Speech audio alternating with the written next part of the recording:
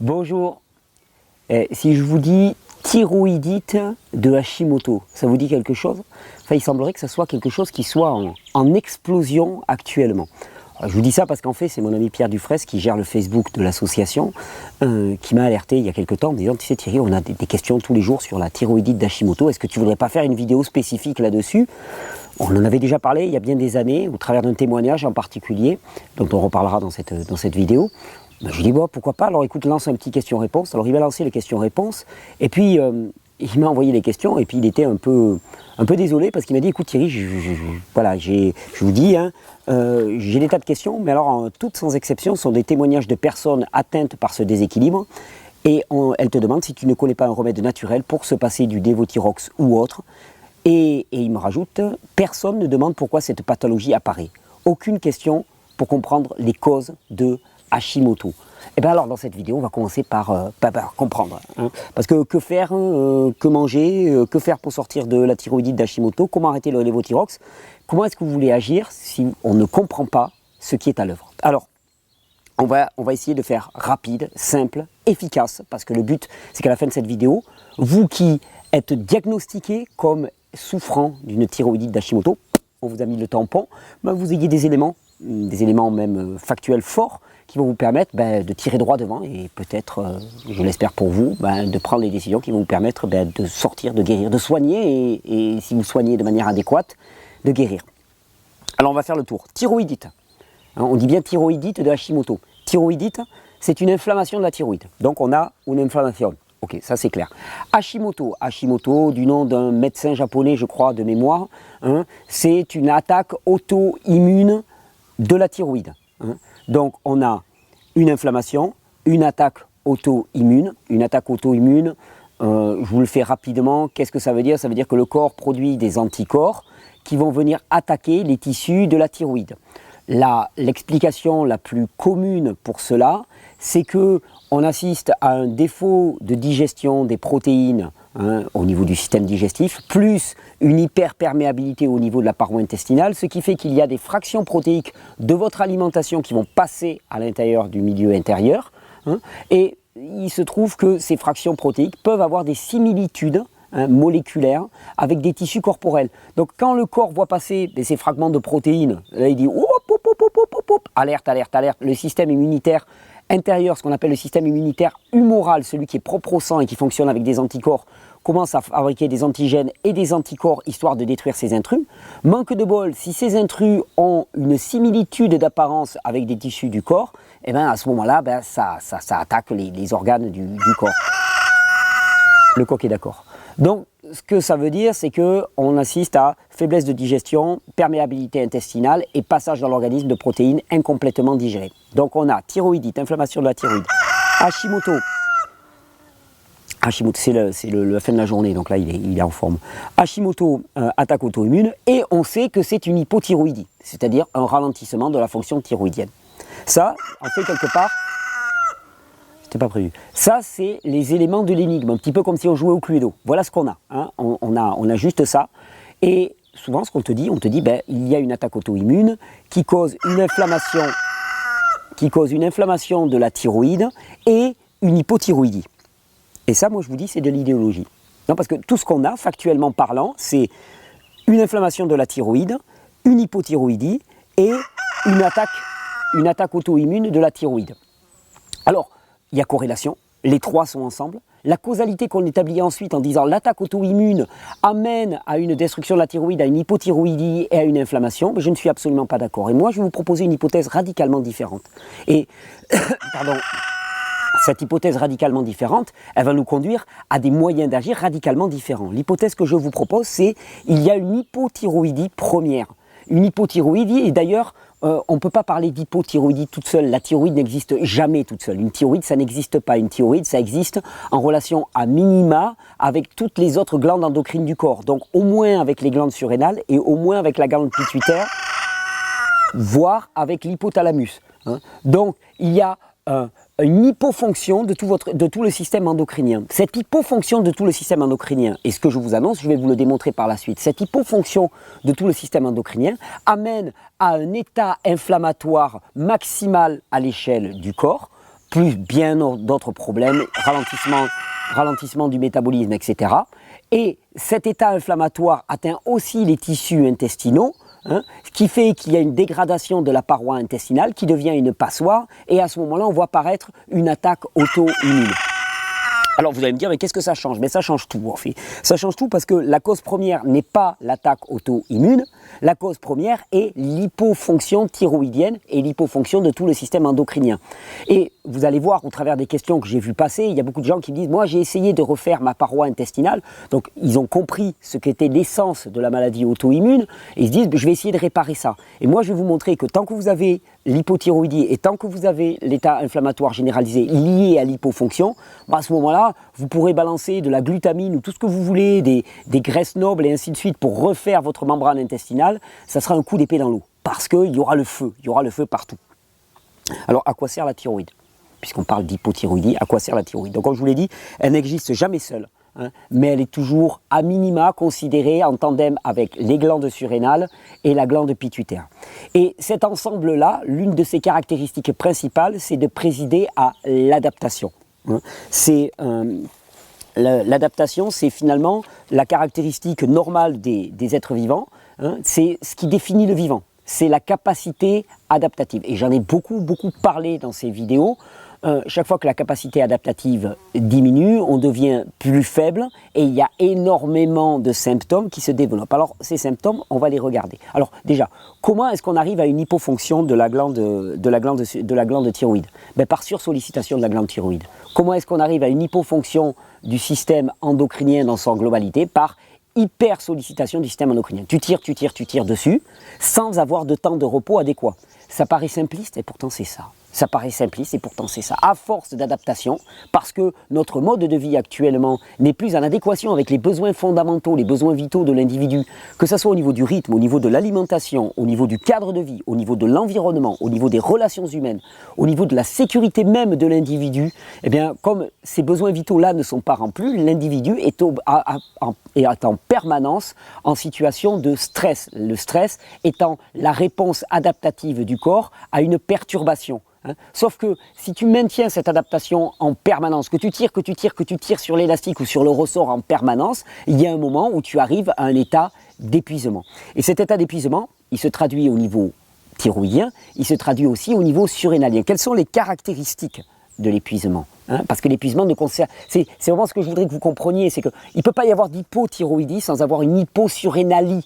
Il ne peut pas y avoir d'hypofonction au niveau d'une glande sans avoir une hypofonction au niveau de tout le système dans son ensemble. C'est un leurre que de penser le contraire. Et donc, vous allez avoir une hypofonction de la glande surrénale. Et l'une des premières caractéristiques de cet épuisement, eh bien, c'est le défaut circulatoire.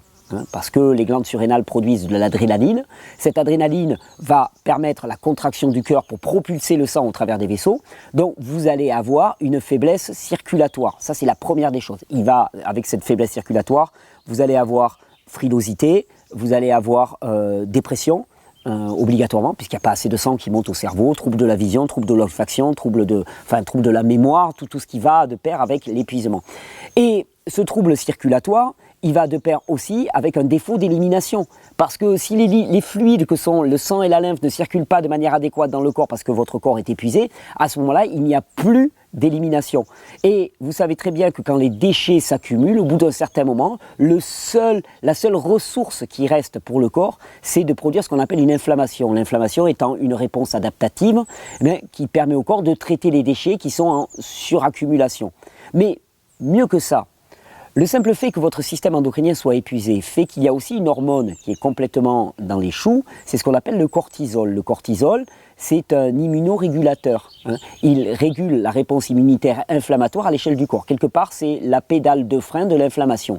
Quand vous êtes épuisé, il n'y a plus de pédale de frein à l'inflammation. Et l'inflammation, elle grimpe et elle n'est absolument pas limitée. La réponse inflammatoire non limitée, c'est la caractéristique même de l'épuisement. Alors on a faiblesse circulatoire, faiblesse d'élimination, inflammation, frilosité.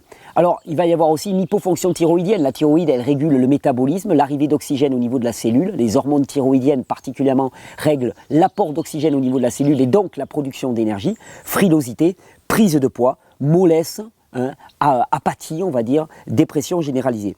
Et puis, comme vous avez une faiblesse des glandes surrénales, eh bien, vous allez avoir aussi une fuite minérale, parce que les glandes surrénales produisent une hormone qui s'appelle l'aldostérone, et l'aldostérone retient les minéraux à l'échelle du corps, particulièrement le sodium, mais tous les autres minéraux. À part le calcium qui est géré par la glande thyroïde, mais elle l'a aussi, si la glande thyroïde est dans les choux, la fixation du calcium, vous pouvez oublier, donc vous ne fixez pas votre calcium, vous aurez beau en prendre en comprimé, en seringue, vous aurez beau le fumer le calcium, vous ne l'absorberez pas, vous ne le fixerez pas, donc ça ne sert à rien de complémenter tant qu'il y a ce problème premier qui est présent. Et donc fuite minérale et pas assez de cortisol au niveau des glandes surrénales, inflammation non régulée. Et puis, si vous avez la fuite minérale et l'inflammation, qu'est-ce que ça amène? Ça amène à une altération de la paroi intestinale, parce que la paroi intestinale, c'est fait d'un maillage de minéraux. Vous allez avoir production de ce qu'on appelle des cytokines pro-inflammatoires, et ces cytokines pro-inflammatoires dont la production n'est pas régulée par une quantité suffisante de cortisol puisque votre corps est épuisé, amène à un relâchement de ce qu'on appelle la jonction serrée entre les cellules qui constituent la paroi, l'épithélium, on appelle ça, de la paroi intestinale, et à ce moment-là, vous allez avoir affaire à un phénomène d'hyperperméabilité. En plus, comme vous êtes épuisé, vous ne produisez plus en suffisance des enzymes digestifs, enzymes pancréatiques, de l'acide chlorhydrique et de la pepsine au niveau de l'estomac, et le tableau est complet. Vous avez défaut de digestion des protéines en particulier, hyperperméabilité intestinale, passage dans le milieu intérieur et réaction auto-immunité qui se déclenche. Il faut bien comprendre que la base, c'est l'épuisement. Si on ne comprend pas que la base c'est l'épuisement par sursollicitation du système adaptatif, à ce moment-là on fait fausse route et on passe son temps à prendre des compléments alimentaires pour essayer de refaire sa paroi intestinale, on prend des compléments pour essayer de soutenir sa thyroïde, on peut, mais vous ne vous passerez pas du lévothyrox tant que votre système adaptatif n'aura pas repris un petit peu du poil de la bête. Ça ne sera pas possible. La suppression du lévothyrox, qui est finalement un succédané d'hormones thyroïdiennes, ne pourra être possible que quand votre glande thyroïde recommencera à produire des hormones thyroïdiennes. Et la disparition de l'attaque auto-immune ne commencera que quand la barrière intestinale pourra être reconstruite, et elle ne pourra être reconstruite que quand l'inflammation commencera à diminuer et quand les minéraux seront enfin retenus dans votre corps et que vous ne pisserez pas vos minéraux après chaque repas. Ça, c'est vraiment la base des bases des bases. Maintenant qu'on a ça qui est posé, et je vous fais remarquer que c'est totalement inverse. Alors maintenant, c'est les ânes. On est cerné. Pistache, du calme. Je finis ma vidéo. Maintenant qu'on a établi l'ordre de priorité et l'ordre de causalité, et vraiment, pas pour me la péter, mais je ne l'avais jamais vu dit comme ça, et c'est d'une évidence totale, c'est pourtant d'une évidence totale. Ce qui est premier, c'est l'épuisement, c'est toujours l'épuisement qui est premier, et tout le reste n'est qu'une conséquence, une cascade de conséquences, et si vous ne réglez pas l'épuisement, vous ferez du plâtrage là, sur un mur, vous savez, un peu comme quand on met du BA13 sur des murs qui sont complètement décrépits, moisis, humides, et ainsi de suite, rapidement, votre plaquage, il prend l'eau, il est dégueulasse, ça ne tient pas la route. Il faut refaire les bases, et les bases, c'est l'épuisement. Alors maintenant, on va se dire, mais alors comment retaper un système qui est arrivé au bout de sa capacité adaptative? Il y a une réponse absolue, totale, définitive, dont je vous parle de plus en plus. Le système adaptatif, il s'épuise quand on dépasse notre capacité adaptative. Et c'est ce qui se passe dans la vie de tous les jours. On vit en stress permanent, on vit en pression permanente, en sollicitation, en perturbation permanente. Le seul moyen de le retaper, c'est de le ramener dans la zone où on dirait zone de confort, dans lequel on ne dépasse pas notre capacité adaptative. Ça, c'est bien. Mais si vous le ramenez et puis que vous ramenez quasiment au point zéro où là vous êtes le plus confortable, à un moment ça ne va plus évoluer. Et ce qu'il va falloir faire, c'est ensuite se mettre à la limite de notre capacité adaptative. C'est ce qu'on appelle la loi de l'hormèse. Et l'hormèse est la solution, et c'est vraiment la planche d'appel pour toutes les personnes qui sont épuisées. Utilisez cette hormèse qui dit que tout stress, toute perturbation qui ne dépasse pas la capacité adaptative du système va améliorer la fonction du système. Le repos c'est bien, le repos actif c'est encore mieux. Le repos actif c'est un repos qui reste dans les limites de la capacité adaptative du système, mais qui ne reste pas dans un repos total. Parce que dans un repos total, rien ne va bouger. Il y a des grandes chances que vous restiez comme nombre de personnes bloquées dans votre situation d'hypothyroïdie. Vous souffrez moins, mais vous êtes toujours aussi hypothyroïdien. Alors, maintenant qu'on a établi ça, donc j'avais marqué, chercher à reconstruire la paroi intestinale avec des compléments tandis que l'on est épuisé est vain. Chercher à relancer la thyroïde tant que l'on est épuisé est vain. c'est l'épuisement d'abord qui est premier.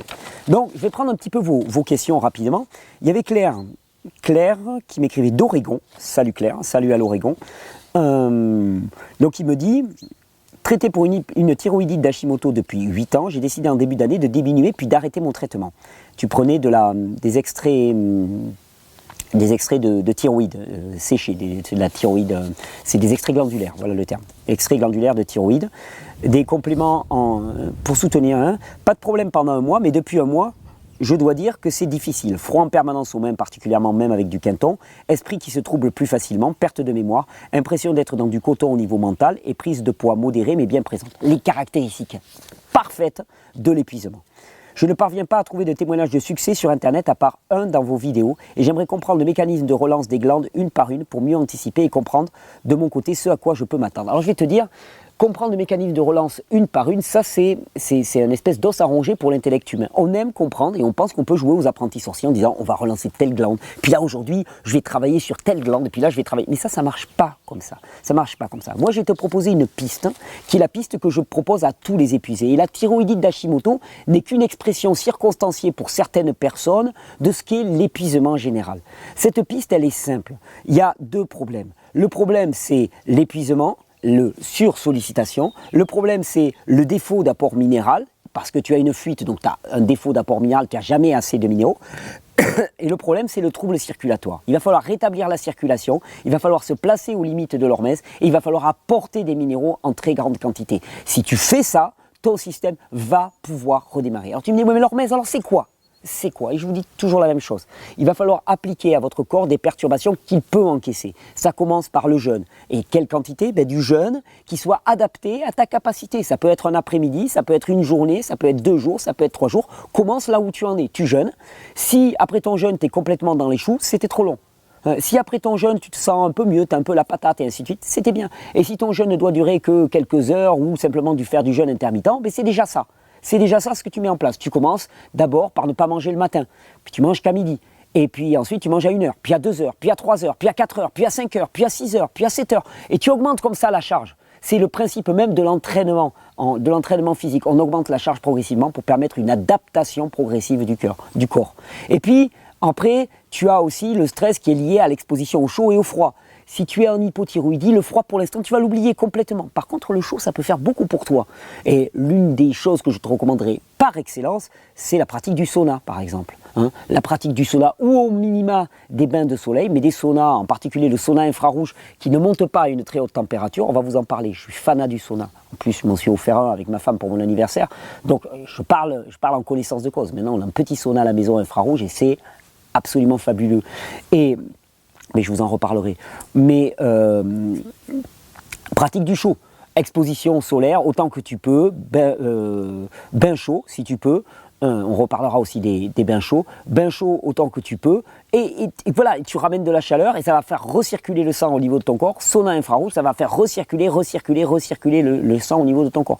Et puis exercice physique adapté, modéré, adapté, à la limite de ta capacité adaptative. Ça va être quoi? Ça va être ce que tu peux. Ce que tu peux, ça peut commencer par une petite marche, mais plutôt des exercices de haute intensité. Et avec ça, tu vas pouvoir commencer à relancer ton système. Et c'est la base des bases. Je me plais à le répéter sans cesse, c'est toujours le même discours. C'est pour les épuisés, la loi de l'hormèse.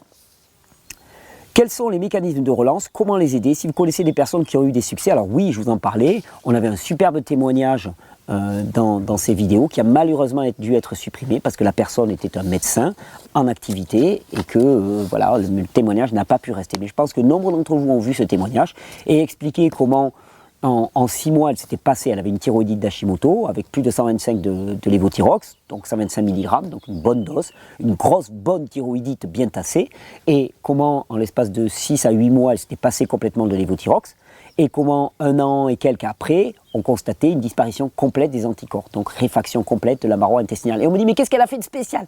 Elle n'a rien fait de spécial, elle n'a rien fait. Elle a mis en place les conditions physiologiques adaptées, un petit peu de jeûne, elle a remis dans son alimentation énormément de produits vivants, chargés de minéraux, chargés de nutrition, elle s'est reposée, elle a exercé la loi de l'hormèse comme elle le pouvait, et avec ça, ça a redémarré, parce qu'il n'y a pas de secret particulier. Tous les corps ont exactement les mêmes besoins.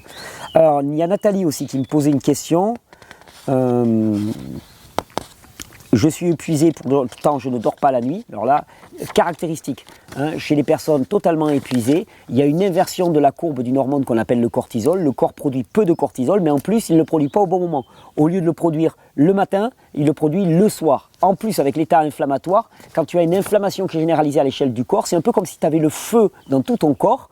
Et puis toi, tu vois, à 10h du soir, tu appelles les pompiers, tu leur dis là, il est 10h, il faut s'endormir. Tu as le capitaine des pompiers, il vient te voir et te dit mais attends, c'est le feu partout là, moi je m'arrête pas. Donc en fait dans ton corps ça n'arrête pas, c'est l'inflammation et c'est un peu un cercle vicieux. Que pourriez-vous me conseiller? Car les médecins n'envisagent toujours pas de reprise du travail possible, ils jugent encore trop tôt. Je fais de plus en plus de fausses routes, plusieurs fois par semaine, et plus quand je suis fatigué. Alors fausses routes, ça c'est caractéristique d'un épuisement nerveux, épuisement endocrinien, épuisement nerveux, les deux vont de pair. Et on retombe toujours sur nos pattes, c'est pas pour démontrer ce que j'essaye de vous montrer, mais c'est toujours la même chose. Alors, je vous introduis quelque chose en plus, alimentation. L'alimentation telle qu'on en parle dans ces vidéos. Un maximum de nutrition, une alimentation qui n'est pas trop difficile à digérer. Bien sûr, comme vous avez une hyperperméabilité intestinale, évitez les grosses structures protéiques complexes à digérer. Hein, quand on parle de l'allergie au gluten, c'est une grosse protéine, l'allergie à la caséine. Et le but n'est pas de se passer à vie du produit laitier. Le but est, au moins le temps que vous avez une hyperperméabilité intestinale et une sensibilité, au moins de vous en passer. Après, vous verrez, vous agirez comme vous voudrez. Et de manière stricte pour l'instant, hein, tant que vous avez cette hyperperméabilité. Il y a une autre chose, moi, que je peux te conseiller et qui est particulièrement intéressant, je les ai mis là avec moi, c'est des compléments de plantes qui sont produits chez Régénérescence et que je trouve parfaits pour soutenir cette démarche. Mais attention, pas de promesse de bonimenteur de foire. Si tu ne mets pas en place ce qu'il faut, c'est-à-dire d'abord ramener le corps dans les limites de sa capacité adaptative en lui donnant du repos, une alimentation adaptée, de la chaleur pour relancer la circulation de la chaleur autant que tu peux, hein, et ensuite un travail aux limites de la capacité adaptative, je ne pense pas que les plantes puissent faire le job. Par contre, si tu mets tout ça en place, tu peux être formidablement aidé. Alors toujours pareil, on a un problème inflammatoire, on a un problème d'accumulation des déchets, on a un problème d'épuisement, pure élimination. C'est votre ami, c'est vraiment le mélange phare qui va aider le foie, les reins, les intestins à éliminer les déchets. Ça va limiter le processus inflammatoire. Pour moi, c'est un best-of.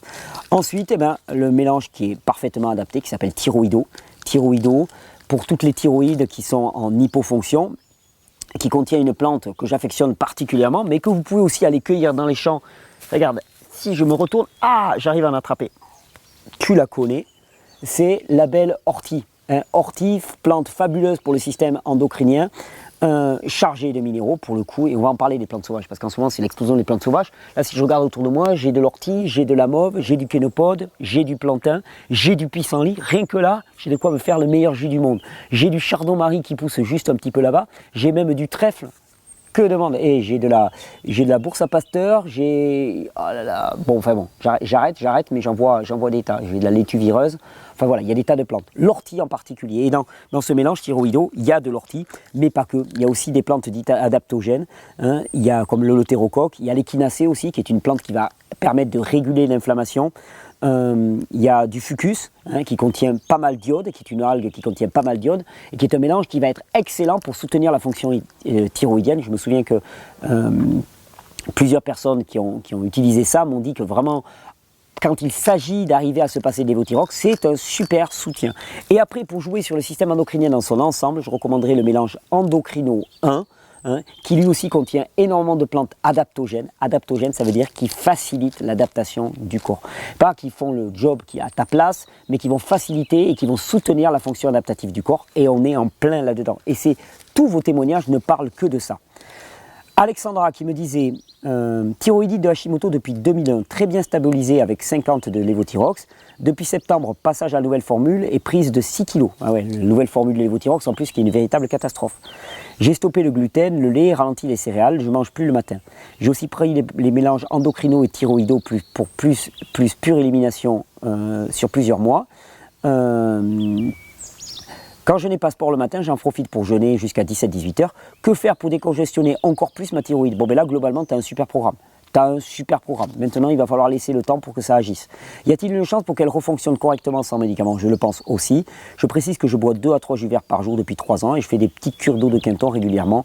Grand merci. Globalement, tu fais ce qu'il faut. Je dirais que si tu as un petit plus à ajouter, peut-être pense à activer la fonction circulatoire. Je te parle de sauna, je te parle de bain de soleil, je te parle de bain chaud. Tu peux en faire tous les jours des bains chauds. Ça va activer la fonction circulatoire. Tu te fais un bain chaud le soir avant d'aller te coucher et ensuite tu te mets sous les couvertures avec des bouillottes et ainsi de suite pour garder cette chaleur avec un jogging, avec un pull, avec un bonnet, avec un passe-montagne, ce que tu veux, mais tu te gardes au chaud. Hein. Tu gardes pour relever un peu le métabolisme parce qu'un métabolisme faible, c'est la caractéristique première des gens qui sont en hypothyroïdie. Ensuite, une question de Mathilde. Mais Mathilde, je vois pas tes questions.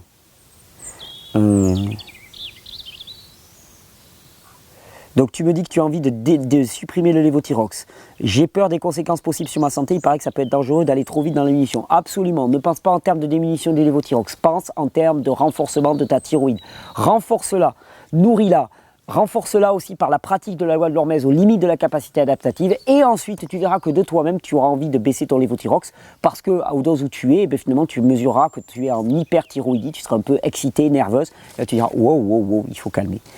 Je ne suis pas médecin pour me faire des ordonnances adaptées à ce que je souhaite et j'aimerais me faire des analyses plus souvent mais je ne peux pas.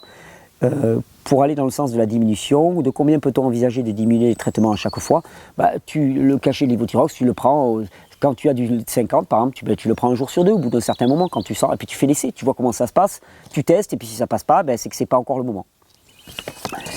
Et puis Nathalie qui me demandait, je perds mes cheveux depuis 2 ans, perméabilité intestinale détectée, j'ai pris de la glutamine et autres produits naturels mais qui n'ont rien résolu. Comment sortir de cette impasse? Peut-on se passer de lévothyrox et comment stopper ma chute de cheveux? Là aussi, chute de cheveux, caractéristique de l'épuisement. Il n'y a plus assez de sang qui monte au niveau du cerveau et à ce moment-là, tu perds tes cheveux et tu peux essayer tous les compléments que tu veux tant que tu n'auras pas du sang qui remonte au niveau de ton cerveau. Ça ne servira à rien tous tes compléments. Ça ne servira à rien tous tes compléments pour les cheveux. Il faut qu'il y ait du sang qui remonte là et c'est vraiment l'essentiel du message que je veux vous donner. C'est que souvent, on ne se rend pas compte à quel point nous sommes devenus faibles et épuisés. Et ce qui nous est proposé souvent, c'est des moyens de s'adapter à notre faiblesse. Et moi, la question que j'ai envie de te poser maintenant, toi qui souffres de thyroïdite d'Hashimoto, toi qui souffres d'épuisement, c'est est-ce que tu veux t'adapter à ta faiblesse ou est-ce que tu veux devenir plus fort? Et si tu veux devenir plus fort, il va falloir se mettre au boulot. Il va falloir comprendre la notion de repos actif dans les limites de la capacité adaptative. C'est la clé. Le jour où tu as compris cette clé, que tu l'exerces au quotidien, que chaque minute, quelque part, tu cherches les situations qui vont pouvoir te stimuler sans dépasser ta capacité adaptative. Et qu'en même temps, tu rétablis ta fonction circulatoire avec cette notion principale d'apporter de la chaleur au corps. Ne t'occupe pas du froid pour l'instant. Le froid génère le chaud, mais pour des organismes qui ont une bonne capacité adaptative. Donc oublie le froid. Tu regardes les vidéos de Wim Hof si tu veux, ça te fait triper, mais tu t'arrêtes, tu ne le vas pas, tu ne plonges pas sous la glace. C'est pas le moment. Pour l'instant, le chaud, nourrit ton corps, relance la fonction circulatoire à fond. Et si tu as compris ça, tu vas voir que ta vie, elle va radicalement changer. C'est vraiment tout le message de cette thyroïdite d'Hashimoto. Il n'y a rien de particulier. Ralentissement global. Et à partir du moment où le ralentissement global, c'est la cata. Cata, inflammation, hyperperméabilité intestinale, déminéralisation. Et pour certains, ça se traduit par une attaque auto-immune au niveau de la thyroïde. Pour d'autres, une attaque auto-immune au niveau du pancréas. Ça dépendra de quelle fonction digestive est impactée, quel niveau d'hyperperméabilité vous allez avoir, quelle susceptibilité génétique, même je lâche le grand mot, mais au final, la base c'est toujours la même. Et il va falloir commencer à se renforcer encore. Le mois de mai, on va fêter le mois de mai. Il y a 2 ans, je faisais une série de vidéos sur le jeûne. On va faire à nouveau des séries de vidéos sur le jeûne. Je vais lancer une semaine de jeûne, tous ensemble, d'expérimentation du jeûne avec des vidéos tous les jours pour vous soutenir. Ça sera au mois de mai. On va parler beaucoup d'hormèse. Je vais inviter mon ami Pierre Dufresne, qui est Monsieur Hormèse, et je vais l'inviter à venir parler aussi de ça et vous donner des clés pratiques pour mettre ça en action. C'est essentiel. Mais vraiment, comprenez, ne vous laissez pas leurrer, ne perdez pas de temps et commencez enfin à renforcer ce corps. Je vous souhaite une bonne régénération. C'est un sujet que j'ai très à cœur. Alors, parfois, je m'inflamme un petit peu. Bonne régénération. Clap de fin, vous connaissez la totale. Maintenant, c'est Monsieur Pub, le businessman, paraît-il, et ainsi de suite. Super, nickel. Je revendique, j'ai une association à faire tourner. Et cette association, ben, elle vous propose des trucs super. Alors, j'en fais la publicité. Vaut mieux ça que d'accepter les pubs voilà, de YouTube avant avec des pubs pour le Banania. Donc, je fais la réclame pour les fabuleux stages de l'association Régénère. Il y en a un qui arrive du 6 au 12 mai à Miramont de Guyenne. Il y a encore quelques places, vous pouvez vous inscrire, ça va être une semaine de fête. Et j'ai une nouvelle, je lance une nouvelle formule. 3 week-ends dans l'année, ça va se passer sur Paris pour l'instant, après on le fera dans d'autres villes. 3 week-ends, le samedi, dimanche. Eh bien, je vais vous faire l'équivalent d'un cours de 6 jours en 3 week-ends. Ça va commencer normalement à Paris au mois de juin si on trouve une salle. Si quelqu'un a une super salle assez grande pour accueillir du monde, parce que ça va être version amphithéâtre, vous occupez de votre nourriture, vous occupez de logement. Moi, j'arrive, je donne mon cours avec mon pote Pierre. Et on est là tous les deux pour assurer le cours et vous gérez. Comme ça, en plus, ça permettra d'avoir des petits prix, donc ça va être accessible à tout le monde. On va commencer au mois de juin. Dès que j'ai les dates, dès que j'ai la salle, je vous l'annonce. Et on en fera après une autre session en septembre et puis une autre section en novembre. Et comme ça, au travers de 3 sessions, vous aurez l'essentiel du cours de ce que je transmets. Et puis après, on le déclinera dans d'autres villes, peut-être l'année prochaine, Lyon, Marseille, Bordeaux, Nantes, pourquoi pas. On va se balader. Donc ça, c'est le programme des stages. Et puis, si vous ne pouvez pas venir en stage, que vous ne pouvez même pas vous déplacer, que vous êtes allergique à la capitale pour cette année, eh bien il y a toujours les clés USB de l'association sur la boutique et vous allez voir, il y a un petit onglet là qui va sortir là et qui vous dit c'est là la boutique et vous pouvez y aller, c'est des clés USB, comme ça vous n'avez pas de problème de téléchargement. Mais à côté de ça, vous avez aussi le téléchargement d'une des formations que je donnais aussi. Dans la clé USB, c'est la formation un peu allégée, beaucoup plus accessible, beaucoup plus pratico-pratique. Les téléchargements du cours, c'est un peu plus complet, c'est un peu plus cher, c'est un peu plus complet, c'est destiné surtout à des thérapeutes.